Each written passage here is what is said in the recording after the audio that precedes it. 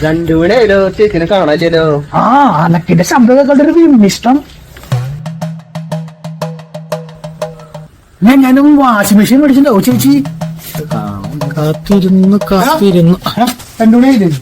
പണിക്കിറങ്ങില്ലേ നിങ്ങള്? ചേച്ചി പറഞ്ഞില്ല. അയ്യ എനിക്ക് എന്തിന്റെ കേട്ടോ, കണ്ണിന്റെ പീരൊഴി എല്ലാം നരച്ചു. ഇളക്കമായിട്ട് എത്താൻ ചേച്ചി ഒന്നരക്കൊന്നിട്ട് പോയി മഴ കാരണം. ഒരു വാക്ക് വിളിക്കുന്നുണ്ട് ആശാനെ. പിന്നെ നിന്നൊക്കെ വിളിച്ച് കളിക്കാൻ അവിടെ റിമീട്ട് അവിടെ ഗാനമേളല്ലേ, പോയി പണിടാ.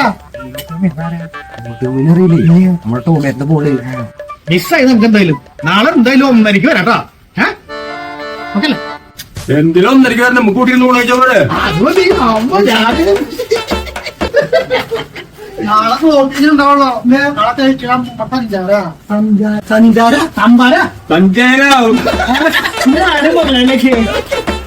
അപ്പൊ